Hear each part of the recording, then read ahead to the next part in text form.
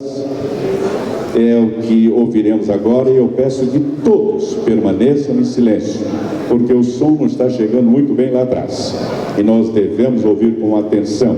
Nós estamos participando de um momento histórico da maçonaria de São Paulo e do Brasil.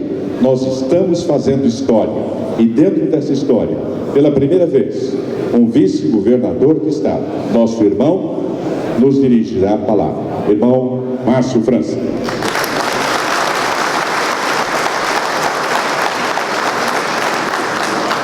Boa noite a todos meus irmãos, boa noite às cunhadas, aos amigos aqui presentes. De maneira muito especial, meu irmão, meu amigo, companheiro de longa jornada, nesse instante, grão-mestre Marco Baluc, filho, e a Valderez, sua esposa, ao amigo, grão-mestre adjunto, Camel Aref Saab, sua esposa Áurea, ao grão-mestre de honra nesse instante, Mário Sérgio, a quem tive a honra de poder servir, e a Silmara, aos irmãos que vieram nos visitar de outros estados, na pessoa do grão-mestre Eduardo Rezende, de Minas, ao nosso co-irmão, também irmão, grão-mestre da Glesp, o Ronaldo Fernandes, ao Hermes Barbosa, presidente da Assembleia Legislativa, da poderosa Assembleia, ao membro do Conselho Federal, Bento de Oliveira Silva, que representa o Marcos da Silva, aos meus companheiros da jornada política aqui presentes, deputado Antônio Goulart, ao sempre deputado Protógenes Queiroz, quero pedir a todos os irmãos a gentileza de poder saudá-los a todos na pessoa do Cláudio Roque Buono, meu sempre amigo, presente, inspirador. Meus irmãos, me pediu o governador Geraldo Alckmin que viesse aqui. Já viria por força da amizade que tenho com as pessoas que hoje são empossadas, daquelas que deixam os seus cargos. Mas uma representação do governador Geraldo, que é uma das grandes reservas públicas desse país, de pessoa íntegra, de pessoa reta, de pessoa que inspira, sem dúvida nenhuma, uma das maiores autoridades do país e, ao mesmo tempo, uma das pessoas que inspira o comportamento idôneo que deve ter a pessoa pública, me fez mais ainda a responsabilidade de trazer até aqui o abraço a todos os maçons. O governador Geraldo, como os senhores sabem, está passando por um momento extremamente difícil. Quem é pai, quem é mãe, imagina qual é a situação de um cidadão como ele, tão reto, com tão poucos hábitos extravagantes, passar por um momento tão difícil de perder um filho como ele passou. Tem evitado as solenidades públicas e, portanto, me pediu que eu viesse até aqui. Sabe que eu tenho relações com a maçonaria, me pediu que eu viesse. E pediu que eu viesse para dizer aos irmãos, não agradecer ao que cada um faz na loja, longe das fitas, dos aventais, das comendas, das insígnias, que dissesse a cada um de vocês, irmãos, o obrigado do Estado de São Paulo, do maior estado do Brasil, com 43 milhões de brasileiros que aqui vivem, do Estado de São Paulo, que sabe que a maçonaria responde por uma parte muito importante para cada uma das crianças que os senhores, cada um dos senhores ajudou a tirar das ruas, para cada um dos idosos que cada um dos senhores de alguma forma ajudou a levar a sua vida até o final com dignidade, para cada uma das pessoas que, dependentes de drogas, os senhores colaboraram para que essas pessoas pudessem voltar à sua vida normal, para cada um desses anônimos, e cada um de vocês, no dia a dia, colabora e ajuda, e são milhares, milhões de pessoas.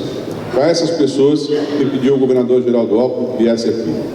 E, portanto, eu vim agradecer a maçonaria de São Paulo e cumprimentar pela escolha do nosso amigo para ocupar de novo essa função importante que já ocupou, e dizer a ele e a todas as pessoas dessa ordem, até pedindo licença, porque uma da premissa da maçonaria é que as divergências possam ser explanadas em público. Dizer que, sem nenhum demérito na fala do nosso companheiro que aqui mencionou a mensagem do nosso grão-mestre nacional, ao contrário do que ele disse, que eu sei que apenas deu o texto do grão-mestre, a maçonaria deve sim ser política. A maçonaria deve isso ao país. A maçonaria deve isso. A confusão que se faz é que a maçonaria deve ser discreta, mas a maçonaria não deve ser omissa, porque cada um dos homens importantes desse país, em cada momento importante que a maçonaria se manifestou, certamente teve a mão da política, e teve a mão de políticos maçons que ocuparam os espaços importantes. Não adianta ficar chorando as lágrimas derramadas da situação que nós encontramos no país, se a gente não atua e não participa. É nosso dever participar, é nossa obrigação participar. E talvez esse tenha sido o principal elo que me ligou ao Baluco, quando muitos anos atrás, já com o Mário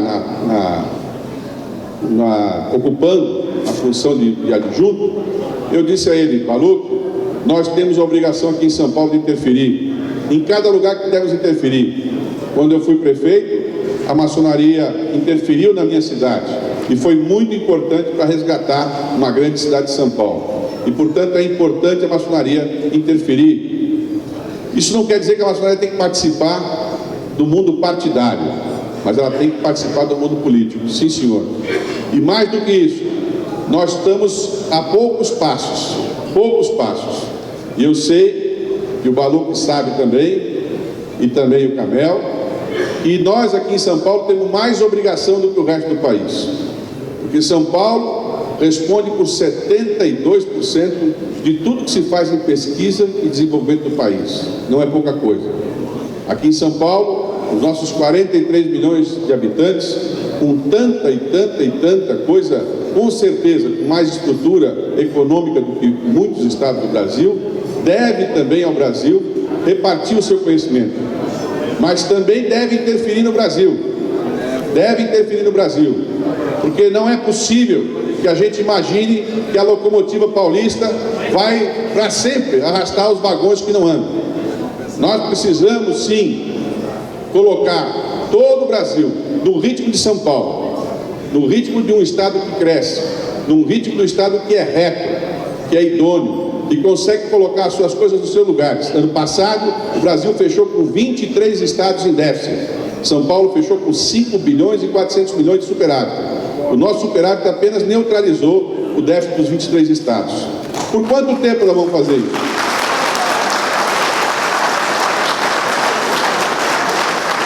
E eu digo ao governador Alckmin que a tarefa dele em São Paulo foi importante e é importante. Mas ele tem muito mais tarefa para exercer, muito mais, para todo o Brasil, para servir de exemplo, a mesma fonte de inspiração e de superação que ele tem nesse instante, de enterrar um filho há 60 dias e continuar trabalhando todos os dias, de segunda a segunda, como se não houvesse acontecido. Eu sei que o seu coração está em luto, eu sei que a sua alma está pesada, mas ele sabe que tem muito mais filhos dele em todo o Brasil, esperando pelas suas sábias decisões. Por isso, em nome dele, eu vim cumprimentar a maçonaria de São Paulo, por tudo que fez e faz, inspirada em grandes brasileiros. Eu tive a honra de poder conviver com muitos maçons importantes. Mário Covas, por exemplo, né?